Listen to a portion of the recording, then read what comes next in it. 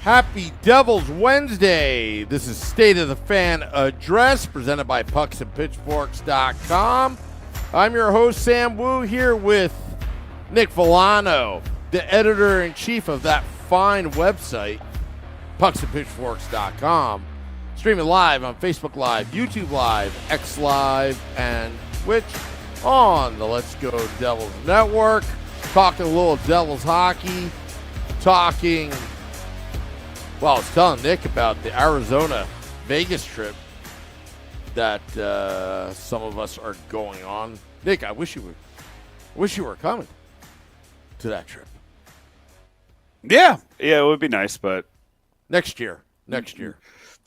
When I'm not dealing with a baby at home, it's much easier to get to places, and when I have a good team to root for, much easier to do stuff. Yeah. So, good team to root for. What has happened, Nick? So we're just gonna jump right into it, right? We're gonna just get right into it. We named. Sam asked me, as he usually does, what do you think we should name the podcast tonight? And I gave you one answer. Sometimes I give you a couple if we're trying to be punny or have some fun with it. I did not mince words. I just said Effortless, and you didn't say nothing. That was the name. And I told you earlier today, I was like, I didn't get a guest tonight because I got things to say. And honestly, I put as much effort into this podcast as the Devils put into the game on Monday.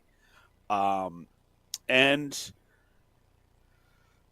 I'm going to paint a scenario for you, Sam. Mm-hmm.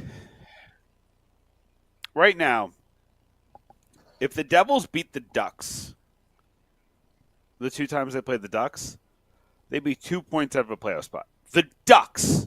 If you could beat the Ducks, a team who's not trying, a team who sold heavily at the deadline and tried their hardest to give us their goalie, and we said no. The Ducks. If we beat the Ducks both times, we'd be 2 points out of a playoff spot with all these brand new goalies we have. Sam, if we beat the Sharks and the Blue Jackets earlier in the season, we'd be 2 points out of the playoffs right now. Sam, if we beat the Rangers just once, we'd be 4 points out of a playoff spot, much closer than what we are now. Sam, I could go through all the losses. I don't need to do that. It's been awful this season. But the fact that you put that effort in 2 times in a row against the New York Rangers, Matt Rempe decapitated your guy twice. And both times he got a 5-minute major. And you scored 0 goals. 0. Not 1 goal on either of the major. What, they got 2 shots in 5 minutes of power play time on Monday? After Sam, that was one of the most vicious plays I've ever seen. He tried to hurt Jonas Siegenthaler. I usually give him the benefit of the doubt. I think Jacob Trouba, I think Trouba's in the same boat, honestly. Like, I try to give him the benefit of the doubt in some, but I think Trouba is the same kind of guy. You are trying to hurt somebody when you play like that. The chicken wing is a dangerous play, and it's been known since. Well, historically, the Rangers have done that to the Devils. Historically, that kind of play. If anybody remembers, Darius Kasparaitis, I think about 20 years ago, did the same thing. I believe he did that to Grant Marshall, if I'm not mistaken. I forgot who. That far back, you're losing me on singular events like that. Unless it's like I remember. Well, it just seems like it seems like it's. Keep going. Don't let me interrupt you because I've had it with some of these Ranger fans, but. Oh, honestly, they're not worth my time. And I wrote a piece that I knew was going to go viral because these Ranger fans are idiots. And I'm not usually mean about it. Sam, I literally I had to tell the Rangers blog for Fanside to shut it. Don't talk to me anymore. We're done here.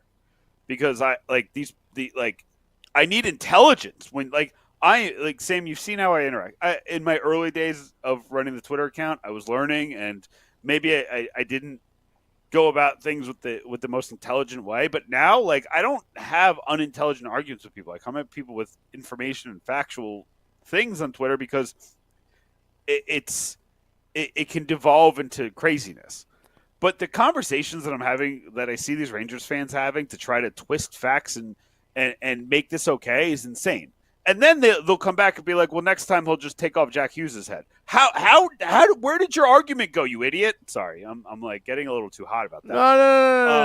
No. I want to participate and add into this. Actually, Nick, I wanted to stoop to their level on Twitter, and you'd be proud of me. But I said to myself, I'm not going to do that till I consult you, which you didn't even know that because I didn't even have time to consult you about it. So I actually did nothing. But first off, is that fake news that Devils fans are threatening Rempe's parents or family? I can't find it. I can't find it. I don't know if it's... So probably some Ranger fan. Look. Let me preface by saying I don't want to. Can we just say that it's disgusting? Don't ever do that. Don't get anybody else involved. Don't even get the player involved. Like, don't tag them on. Yeah, but who knows media, if a Devil fan did? Because I didn't even see. Like, nobody can provide me a screenshot. All it is just I've like not seen one. And I'm chronically online. Yeah. So I want to preface by saying this before I start bashing the Ranger fans. There are two types of Ranger fans. There's the one I like and the one that I hate and despise. The one I like are like Billy Dean, that actually are the student of the game, hockey, and a big Rangers fan, and watch hockey, okay? And then majority of this fan base only watch the Rangers. They don't watch hockey. So there's your problem right there because they only watch the Rangers, okay? And these lowlives, okay, because I'm going to bring this up on April 3rd, and I may even take action on this. I'm still looking for that Ranger fan that sucker punched a Woo Crew, okay, last year in the playoffs. I am not going to stop till we find that person and that woman he was with because we've got video footage and all that, and call every single of these Ranger fans out, the ones that I despise, not the ones I like. If you're that innocent, find us those people because you cannot defend those two people, especially that Ranger fan that literally sucker punched an innocent employee or contractor, Woo Crew, whatever you want to call that person, that had nothing to do with somebody anything. doing their job. Yeah, like, just doing their job. Yep. Yeah. I mean that was gross. Listen, I get it. The Devils are having a terrible season. It's a rivalry. Like, fine, sure. Like, I play along with it, right, in, like, playful ways. Like, oh, the rags, like, but, like, at the end of the day, like, all of that, like, I keep it to, like, generalities about the rivalry. Yeah. And, like, whatever. Like, I could shake off the little brother stuff, even though I've never seen Devils fans jump into into Rangers conversations that have nothing to do with them. Like, maybe once in a while I've seen like certain accounts like bring up the Rangers randomly, but like it's very few and far between, especially when we're bad. I've seen so many of these Rangers accounts, and like, I'm just going to be clear. And like, I say this from a guy who runs the Pucks and Pitchforks account and uses it as my personal account, but I literally have another account just so people, if they want to yell at me and like know there's a face behind pucksandpitchforks.com, like, it exists. I come on this podcast. You see my face every single week. I like put myself out there. You know I'm pucksandpitchforks.com. You know I'm at pitchforkpuck on Twitter. That's how you know me. That said, all of these accounts that are cowards and spineless don't put their face on it. They're Mika Fan 72 or Lafreniere MVP BS. Like, that's who these people are. And trying to talk like down to people and say the most heinous things to people on Twitter and then have the gall to say something like Devils fans threatened this person or that person. Again, well, anybody if can... it's true, go ahead. If it's true, it's one person because there's no evidence. And maybe one person fell through the cracks and you happen to see them and nobody else did. Fine, possible. And that person's reprehensible. You should never do that. But most Devils fans I know would say that. Like, there are a lot of Devils fans that have a lot of strife and have been terrible to me. Not even to me. That have been just terrible to each other. this year, just because there's a lot of stress and there's a lot of hype that didn't get lived up to. But I don't see this. Like this level of vitriol that like is in the Rangers fan base, and this cowardice to hide behind a nameless account because you don't want to face the Well, repercussions. who's to say that this Ranger fan made a burner Devils fan account and then made those comments? That's just so many. Yeah, that's so many. Yeah, I mean, the problem here, and this is a larger issue, which I don't want to get into. Like, there is AI software right now that can take my image and make a video, me saying disgusting things about New York and the Rangers, and then everybody would come after me on it, and I actually didn't do it. You know, that's how sickening online is. Yeah. For somebody like us, for like you and me, I don't think that's as much of a worry. But that's I know what you mean. The deep fakes are definitely But I still want to find that man, that sucker punch, and because from what I heard, the Devils didn't do anything about it. They were too late to figure it out, and they're probably at the time they were probably brushing it. Okay, we got next series, moving on. But I'll be honest with you, our good friends at American Whiskey, I don't mind putting wanted posters all over New York City to find them. Because the Ranger fan that actually turns that person in, we will reward. Because it goes beyond, and that's what I've been, complaining about since Monday, and even online, Nick. And I'm going to say, and these Ranger fans are like, I'm being too dramatic.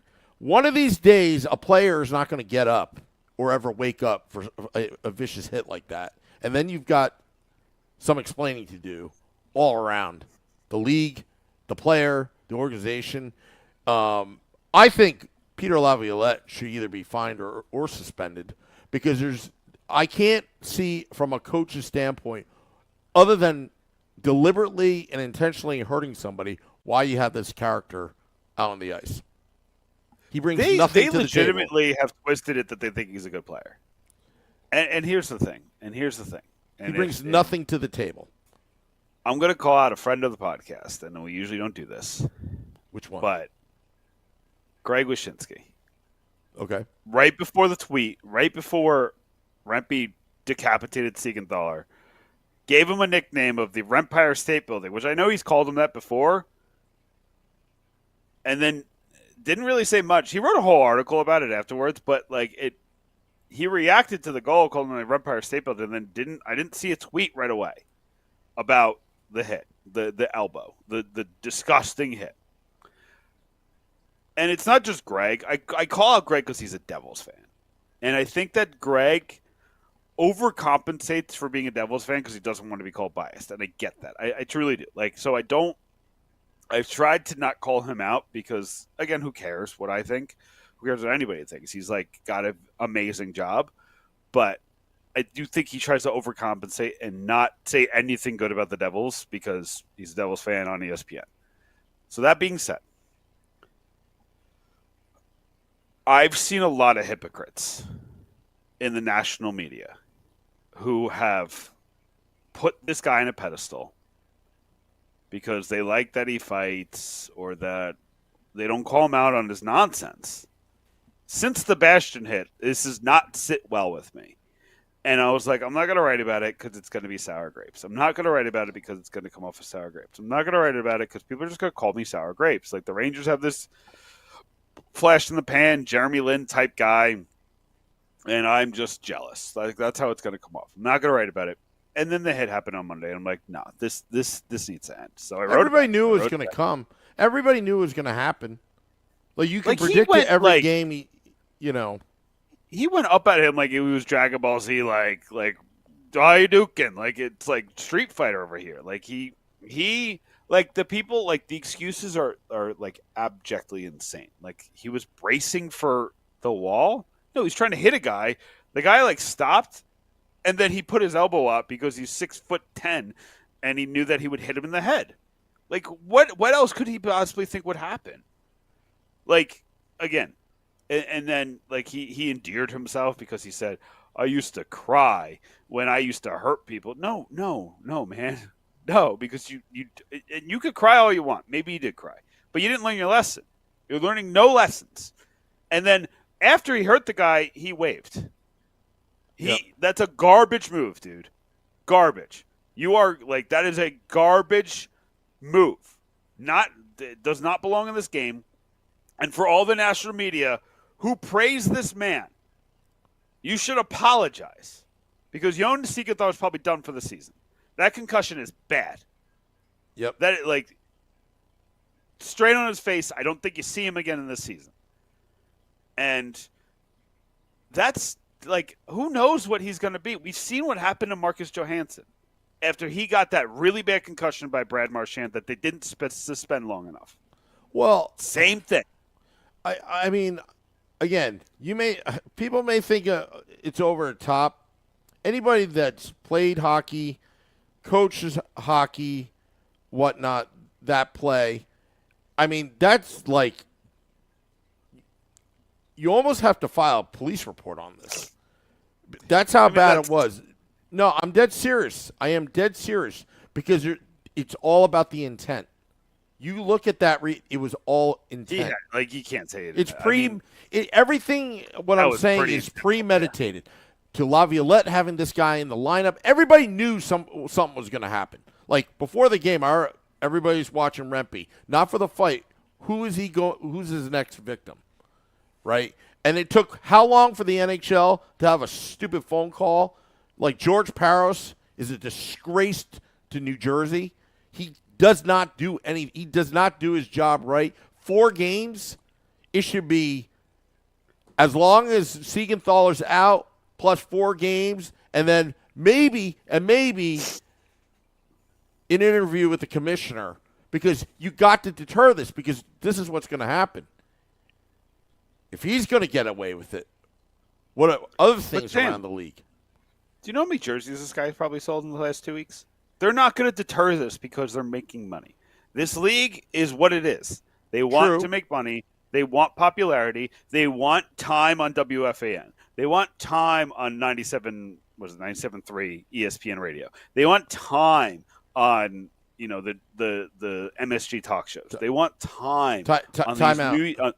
Sorry, I got to interrupt. So we got the Blue Shirt Underground show broadcasting this live on their show right now, saying it's great comedy. Since I have your attention, could you find us that Ranger fan that sucker punched a Devils employee and got away with it? Because we've been looking for that guy. We're not going to stop to no end because if you Ranger fans condone this type of violence, but yet when it happens to you, you guys cry. Remember Tom Wilson, what he did to your franchise, and your owner, James Dolan, acted like a stupid baby with that press release? They put out a statement. Got a $500,000 fine. Because of Tom Wilson, and now they're defending this idiot. Yeah. Like honestly, I don't talk about players like this. I don't. I try my best to be professional, but it's like stuff like this. This is nonsense. Like you're a nonsense podcast if this is what you're doing. Like you're trying to be Barstool, and like you're not because like nobody cares about you. They just don't. Like we probably triple your viewership, and we're a Devils podcast. We have a third of your fan base, and we triple your viewership because you're nonsense. You're all nonsense. I do not care about you. Like I've already forgotten their name. So here's the thing, Sam. Because I do not care. I care so little about them that we're going to move on. I don't want to talk about the Rangers anymore. Let's talk about the Devils. I want to talk about the on-ice product. And I want to talk about how they had, like, the fact that you did not get up after that hit. The fact that you just sat there, let it happen, and then good for McDermott. He tried to fight the guy, and the guy wouldn't fight. Whatever. But you got to lay into somebody. You got to lay into Panarin. You got to lay into Kreider. You got to lay into Lafreniere. Like, lay into somebody. I'm not saying doing anything illegal. A lot of people have called for things that are illegal. You could hit somebody hard.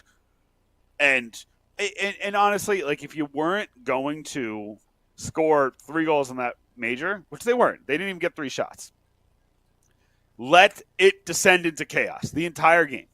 And the Devils have won those games. They won the games in the playoffs last year. Do you remember when that game descended into chaos and Timo Meier had the biggest impact on that Rangers series last year where he got so far into the head of Igor Shesterkin that literally he was paying rent by the end of it. And don't know what happened to that Devils team. And it is all about, and I said it, this team just needs Jimmy McGinty to be the coach because this team needs miles and miles of heart. They have no heart. They have no heart. And that's why they are where they are right now. They are where they are right now because they get scored on first every single game. They are waiting for something bad to happen. They don't take shots because they think that they need the perfect opportunity to score when just throw the puck on net. Goalies aren't that good. They're not that good. 1 out of every 10 shots goes in. So just throw it at the net. Sometimes it's more than that. If you're facing a bad goalie, which they do a lot. You know, you were facing Jonathan Quick, who's had 3 games in the past month. Just throw shots on him. See what happens. Make him react. And guess what happens, Sam? Sometimes when you throw a shot to the net, they get tipped. Sometimes when you throw a shot to the net, they become juicy rebounds. Sometimes when you throw a shot to the net, they just go in the net. And this team is playing with a lack of confidence. This team is playing with a lack of heart. This team is playing with a lack of... So do you think it's Lindy's the problem? Because it seems like it's the same old problem. Different coach, same problem?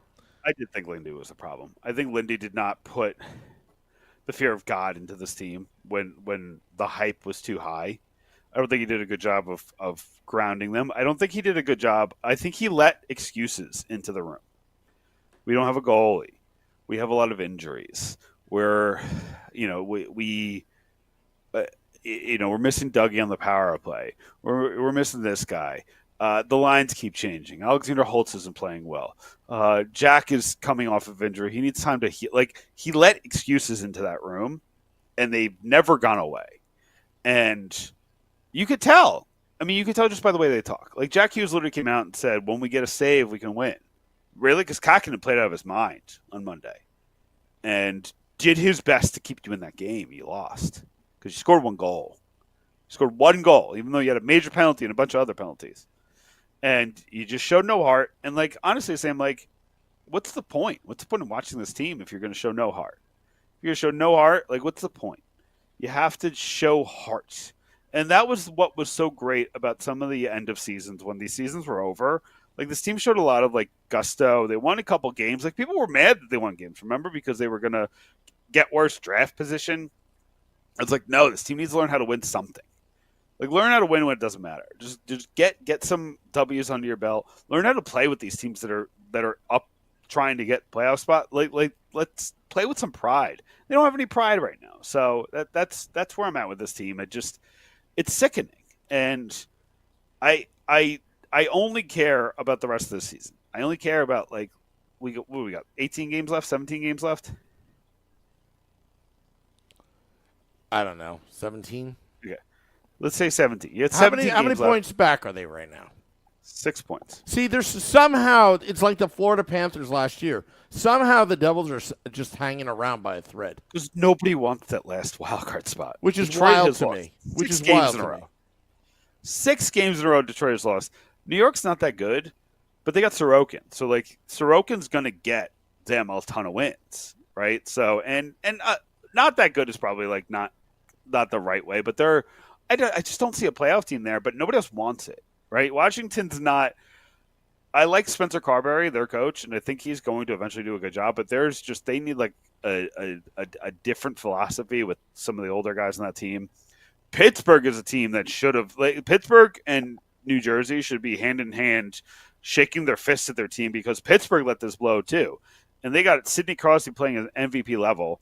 And all these teams sold, which is wild, Sam. Like, everybody but the Islanders sold. Like, the New Jersey sold on Toffoli and Miller. The Penguins sold on Gensel. Washington sold on Mantha and another piece that's escaping me right now. All these teams sold, but they're right in the playoff race because Detroit just fumbled the bag so hard. It's 6 points. It is not insurmountable on paper mathematically, but I haven't seen a thing out of this team that says that they can do it. I haven't seen a thing that tells me that it's even worth contemplating that this team might have a chance to make the playoffs. And it comes down to even, like, the roster moves they make, Sam. Santeri Hatakka was the best defenseman some nights on this team. It was him and Nemitz, 2 rookies. And you sent him down to play Brendan Smith. You sent him down to Utica. Why? He clearly was an NHL player. He was clearly doing better than some of the players on the team. And as soon as Siegenthaler came back, you sent him down. You had to play the people who were going to give you the best chance to win. And that's just not what they did. They did not strive to put out the best lineup every single night. What they're striving to do is, overthink development, keep the veterans happy, all these things that don't actually matter towards winning. Like, Brendan Smith will be just fine sitting the whole time. Do you think Brendan Smith is mad that the Devils won the series against the Rangers because he wasn't on the ice for the end of it? No, he's happy that his team won. He knows what he was here to do. The same thing with, like, McDermott. Like, you literally put in the lineup to fight Rempe, which is weird. Like, I don't know if that's worth a 7th-round pick and a prospect. But they did it. Whatever.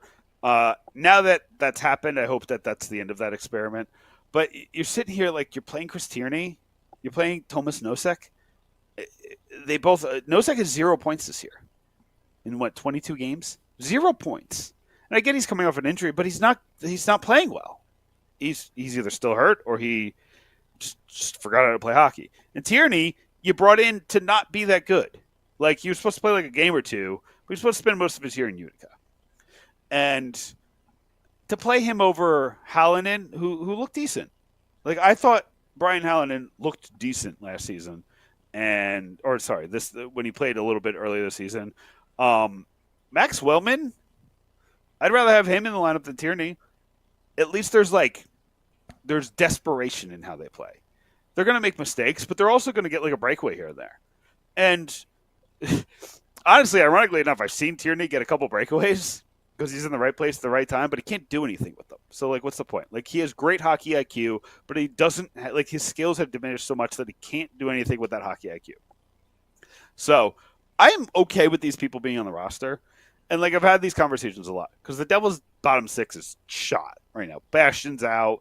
I think Hall is still hurt. Like, he's just not playing, or maybe he's just not playing well. That's possible too. But you're playing Alexander Holtz with Tierney and Nosek. Like, what are you doing? Like, how do you think that's going to work? And then you keep putting him out there because you know Holtz could score, but then like Holtz isn't like, and Holtz is like a whole other story because Holtz is so mentally in a bad place. Not bad places. Okay, I don't want to say that. Holtz is so mentally, like, he's trying. Jack is trying. He's trying too much champion of this team right now. Jack is trying so much, and it's just not working. Holtz is in second place because Holtz literally he overcompensates, tries to like sprint into position, but then like can't stop, so like skates out of position, then tries to get back, and then by the time that it happens, like they're going the other way, and then he's trying to run back and get back into position. Like, this dude, like, you just need to let him play hockey. Just let him play hockey, and it's just not. It's not. There's so much going wrong with this season, Sam, and it did. I literally power ranked because I was going to do a power rankings of 5 things that went wrong that tanked the season, and I had to make it 10. And I still left a bunch of stuff off. But so much has gone wrong this season, Sam, and you lost a lot. Like, you lost McLeod from the bottom 6, rightfully so, but you did. Like, realistically, to the hockey side of things, you lost McLeod. You keep losing Bastion. He's never been healthy this season. He's never been healthy. Mercer fell off a cliff, and you got to investigate why, because he needs a contract extension this offseason. Don't trade him. That would be dumb. Trading him at the bottom of his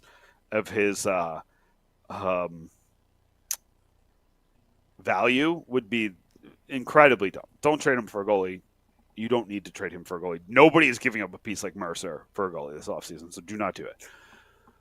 Holtz is whatever it is. We've talked about that enough. It is what it is. I'm still, if he's on the team next year, he's going to be fine because the next coach is going to do fine with him. But the rest of these pieces in the bottom 6, Nolan Foote hasn't played yet, and he was supposed to be an important part of this team. Do you remember that? Do you remember in the training camp we were talking about how Nolan Foote was going to solidify his spot in the bottom 6, and he could be a wild card to score 10 goals and do a couple good things with that crazy shot that he has, and we haven't seen him. We don't even know what his injury was. we forget that Colin Miller like missed a good part of the first part of the season, and Brendan Smith had to play the right-handed defenseman to start the year. There was so much that depleted this team's depth beyond the Timo Meyer injury, the Jack Hughes injury, the Nico Hischier injury, the Dougie Hamilton injury, like the injury to the actual superstars of this team. And then so the bottom six is a problem, but it's a pretty fixable problem. I'm not too concerned about it when it comes to like looking forward to next year and the year after. It just this season, it comes down to I honestly, Sam, I really do think it comes down to two things. I think that the coaching just didn't do a great job, and I know you disagree with me here. The defensive system they put in was terrible, like terrible.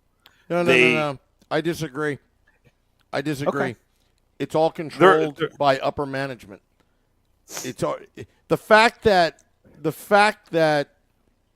Travis Green will coach this team when he said, "Okay, you want me to be interim, but I need full control of the roster," tells me that I don't think even Lindy Ruff had full control. Which might be true. I think the analytics team has more control than anybody, to be honest. Because analytics. Yeah, I mean that's how the. This is why that's how the Yankees are. This is why we invented that term beefalytics. Because but Sam, like Chris Tierney is terrible analytically. Why is he in the lineup? I don't know. He's terrible analytically. He has no good analytics. Nosek the same thing, and like Bastian has been awful analytically this year. So, unless they have different analytics than us, like than like the publicly available analytics, and they do use their own analytics system. And listen, like Matt Cain is like a genius when it comes to this stuff. So I'm not gonna like deny what he's seeing over what I'm seeing, but I do question somebody who sees Chris Tierney and tells me they see a good hockey player. This season, I think Chris Tierney has done things in the past, but this season I just don't see a good hockey player. And he keeps getting into the lineup over guys like Hallinan, over guys like giving a shot to Graham Clark and just seeing what Graham Clark could do on the NHL level. Or Max Willman, or I think Chase Stillman. You don't bring up. I don't think he's ready. But I've seen people call for Chase Stillman. Like there's, and the cupboard's kind of bare, to be honest. The depth of this team is what was going to tank them this season. There was three things coming in that you knew were wild cards. It was the coaching, because I think that losing Brunette was a question mark. Brunette had a really good offensive system here, and I don't think the system changed. I do think it was the injuries that hurt the offensive system, and now they just have no confidence, right? They still looked like that old team the first 2 months of the season. Right, they looked like the team offensively. They looked like the team from last year this season, in the first 2 months of the season, even through December and January. Like there was, or through December, like it seemed like that there was glimpses of that offensive team. Defensively, it's been a mess, and it comes down to two things. I've talked about it till I was blue in the face. I'll keep talking about it because the same thing's happening. They're underneath they're less underneath the goal mount. Or underneath that, what is that? A red line? They're underneath the red line less, but that's been such a problem all season, and every single defenseman's doing it, which is why I say it's systematic. It's not just players making mistakes, and it is all pokes. This team has studied hitting, and there is a theory out there that hitting puts you out of position, so you shouldn't do it. But that's a great theory. There's a lot of great theories out there that don't work in real life, and that's this. Like you can't just poke check, because you know what's going to happen when you just poke check, Sam? I am going to show my team as the coach of the other team and say, you don't got to worry about them hitting you. Just skate around the poke check, or move the puck around the poke check, or look for the poke check, and then what happens, Sam? You get guys who run into each other. You get guys who are standing in front of their goalie and screening him. You get guys who get stuck underneath the net. You get guys who get just skated past, because Kevin Ball is not fast as like Matthew Barzal. That's just the reality of the situation. And they try to poke him, and it just doesn't work. So those are the two things that are wrong. And then obviously the big thing coming into the season was the goaltending, right? And John came to me last night. John Bailey from Pucks and Pitchforks comes to me last night. Says, Nick, I got a bombshell. Just found this. Ran into it. Sam, have you been to Pucks and Pitchforks today?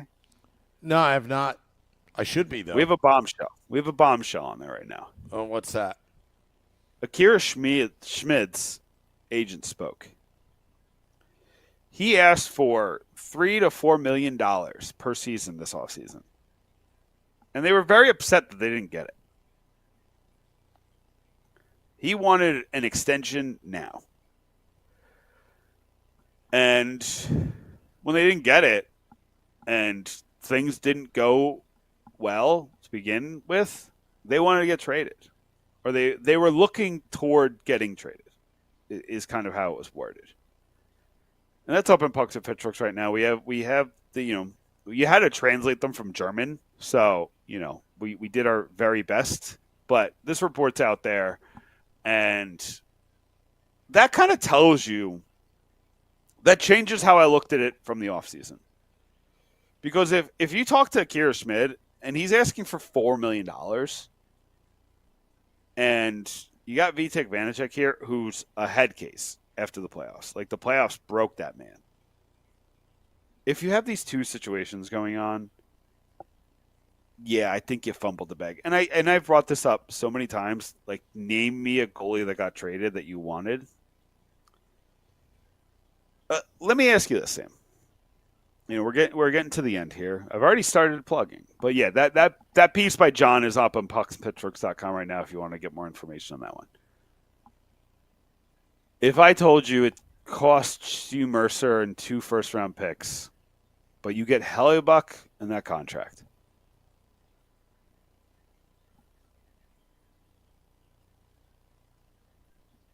before the season,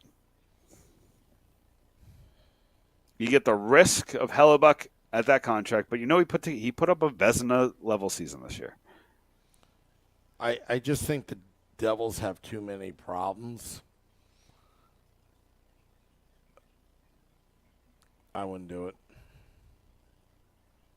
Do you think goaltending is worth 4 wins for the Devils this year? If they had Vezina level goaltending, do you think they win 4 more games? Well, yeah. Okay. I do think that, but you would be locking yourself to a long-term deal of Hellebuyck, which I'm not too keen on. Not crazy about. Yeah. I mean, it's really the economics. It's not Hellebuyck as a player.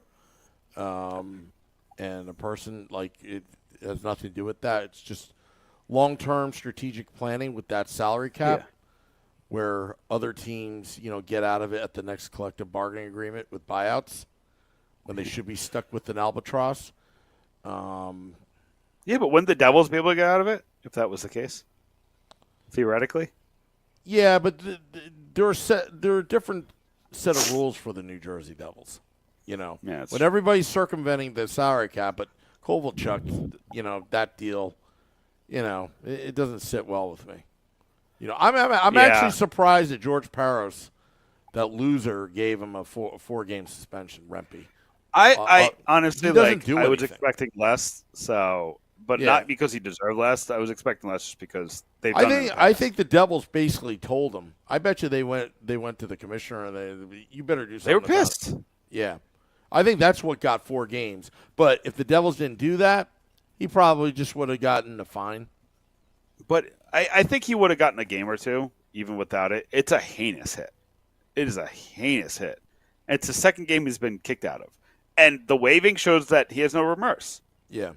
Right? No remorse. So, heinous. It's heinous. Well, you know what? When Tom Wilson, takes, that time, like, did any of us Devils fans, like, I just don't understand. I don't even talk about it anymore. But I just don't understand some of these fans that just They put out a press release. They put out a statement on Tom Olson, and they're out here pretending like this isn't a big deal. Oh yeah, It's the most hypocritical thing I've ever seen. Yeah, and the one thing in the chat room, because I asked that Ranger fan, we still haven't identified him, and 3 weeks ago there was that Devils fan. That wasn't a sucker punch. Sucker punch is when you're not expecting it. That those two fans, the Ranger fan and the Devils fan, the one that threw the punch. That wasn't a sucker punch. I mean, don't fight at the arena. Like, can we just stop being stupid? And sometimes, I can go on and on and on about it, but the bottom line is, again, there are two sets of Ranger fans. There's one that watch hockey, and there's ones that watch the Rangers. It's two different mindsets. Again, I don't care. I just don't care about the Rangers. I don't want them to even think we care. Because I don't. I truly don't care. Congratulations on your season. You're going to lose in the first round. You're not going to get a Stanley Cup. Most of you haven't lived to see one. So why would I care about what you think? It's not about caring. It's about setting the record straight. It's about setting the record straight on all this. It's like that urban myth that you could just walk up to the box office during the Stanley Cup Finals and grab 4 tickets. Like it was not. All that stuff is not even true. That's the problem. I mean, we fill the building now. Like it's not even a question. We filled the building during the playoffs. Like it was a pretty good Devils crowd for those Rangers games. Do you know if they're going to knock down Madison Square Garden? I'm waiting for that day. I'll have to email Eric Adams, the mayor of New York. That's got to be. Yeah, that's got to be like. New York has to want to do that so bad. Oh yeah, they want to get rid of the Garden right away, but they don't know where to put it right now. Is that not the most primed property in the city? Like, would that not sell for the highest price of any property in the city? I don't know. As a business location, like, is there any place that would sell more than on top of Penn Station, like the biggest train hub in the world? Maybe there's one in Beijing that's bigger, but like the most popular train hub in the world.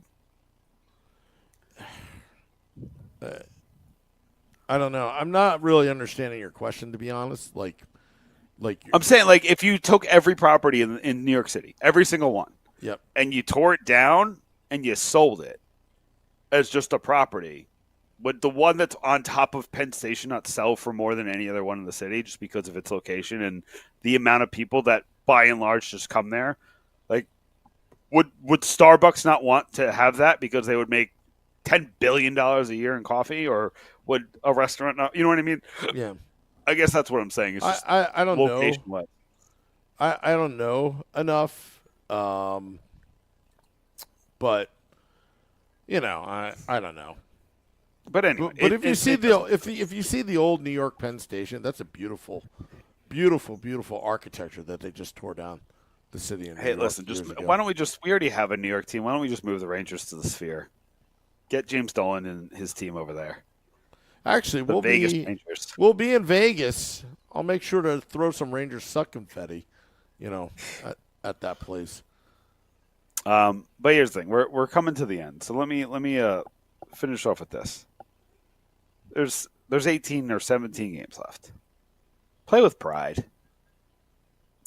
I need Travis Green to look at this team. I need him to do two things. One, loosen this team up. They are tighter than everything I want to say is offensive. They are tight, right? They are tighter than any team I've ever seen before. So you got to loosen them up. And I don't know how to do that he can do, but give this team incentive to take shots. Whether it's the guy who takes the most shots gets to pick lunch the next day. I don't care. Like, it could be something simple, but like, get it to be something that gets them excited, because this team just needs to take shots. Like, you are one of the most skilled offensive teams in the league, and you're not showing it because you're not doing the things you know how to do. So find an incentive to take shots. Get this team to play loose.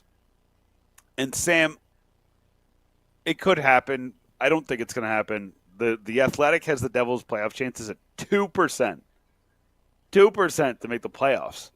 But here's the thing, Sam. If this team gets it together and now having actual league average goalies with we didn't even talk about the trade deadline. Like, that's insane. Devils had one of the most insane trade deadlines ever in this team's history. And we didn't talk about it. They got nothing for Toffoli. Not nothing. They didn't get enough for Toffoli. But then they got rid of Vanacek. We didn't even talk about it. This is insane. Well, they got rid of Vanacek's next year's contract, which is key. Because I think Vanacek's done for the season, though. Yeah. I think Tom Fitzgerald's cutting his losses right now and is about to hit the reset button on the goalie situation. Who is he going to get during the offseason is remain to be seen, But he wants that cap space. He just doesn't want to give up assets if it's via trade. Yeah, I think they're in on Markstrom. I do. I trust, but I've always said, Pierre LeBrun is the number one Devil source. He's the number one guy. You listen to him. He put out a piece yesterday or the day before and says they're going to be in on Markstrom, Saros, or a surprise. And a lot of people said, well, all Mark is the surprise. And I was like, well, if you're all saying it, it's not a surprise. I think the Devils are looking at the market right now and saying, I know Markstrom's out there. He's 35. I know Saros is out there. They want Mercer. Let me see what happens. I'm looking at Dallas. These are off the wall surprises. So I do. If you ask me if I think they were available, I'm going to say no. Dallas is a notoriously cheap franchise and won't want to pay Ottinger. I'm looking at I'm looking at the Islanders if Lou leaves. Again, I'm not saying that I think the Islanders are going to trade Sorokin. I'm saying that, they just gave him that extension though, so that one would be hard to conceive. But if if Sorokin became available, give them everything that they want. I'm looking at Pittsburgh, that possible Tristan Jarry. Obviously, it's a step down, but Jarry was pretty good for most of the season. St. Louis has come up some. I want nothing to do with Bennington, but just pay attention to that. Logan Thompson. The thing about Vegas is they need as many cheap contracts as possible, but they also need assets because they want to continue to, recoup things. So maybe the Devils take on a contract and give them a premium asset that they could flip next year at the trade deadline, and they get Logan Thompson. There's a lot of interesting names out there. I'm trying to just think off the top of my head, who could be a big surprise. Gustafson in Minnesota hasn't looked that great, but he's a name that I was interested in. Spencer Knight in Florida has had a really bad season, but he's a former first round pick and was supposed to be the next great American goalie. So he's a name that you got to pay attention to. And then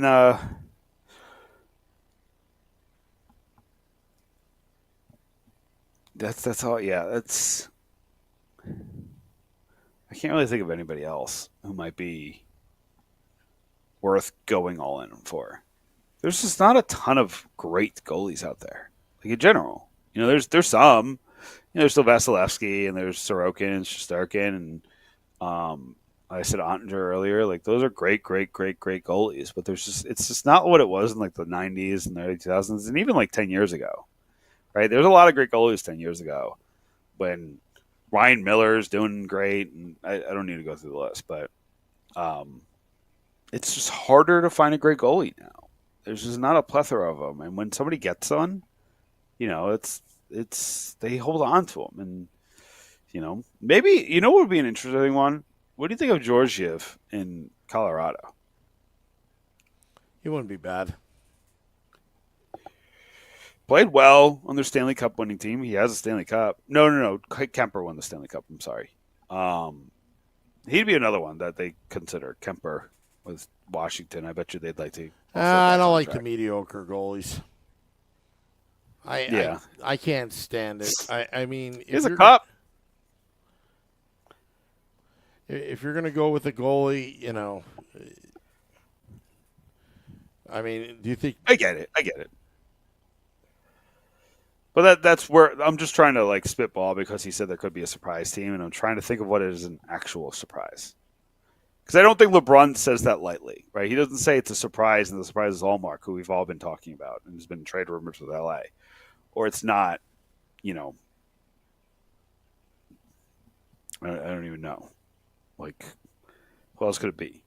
I don't think they'd want like a Grubauer in Seattle. Like, he's not good anymore, and he's injury prone. So anyway, I'm kind of going off the Royals. Can I do my plugs? Hey, go right ahead.